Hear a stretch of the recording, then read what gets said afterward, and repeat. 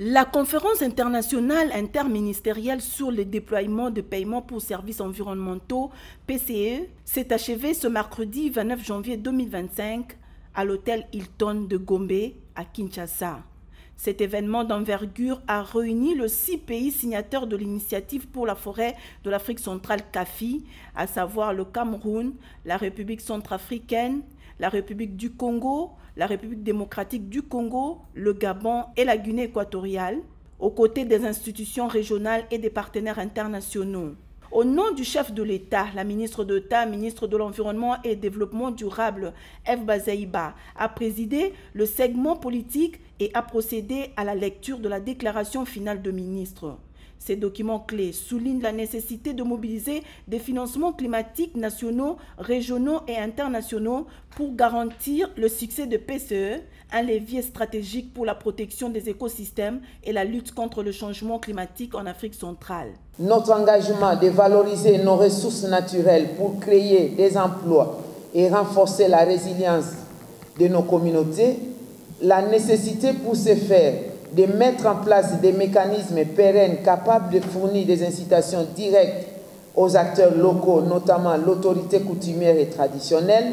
les communautés locales et les peuples autochtones, les secteurs privés et la société civile à améliorer leurs pratiques d'utilisation des terres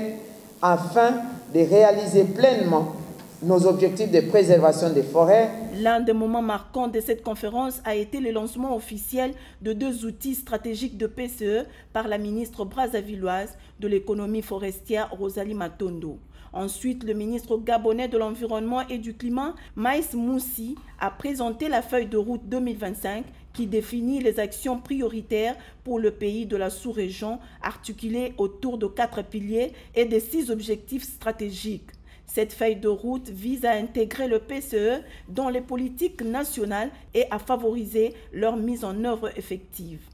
Il s'agira pour les pays de la sous-région d'endosser de façon effective notre position commune, d'engager un plaidoyer proactif au niveau national et international tout au long de l'année 2025 et d'identifier les partenaires et les sources de financement en adéquation avec nos objectifs.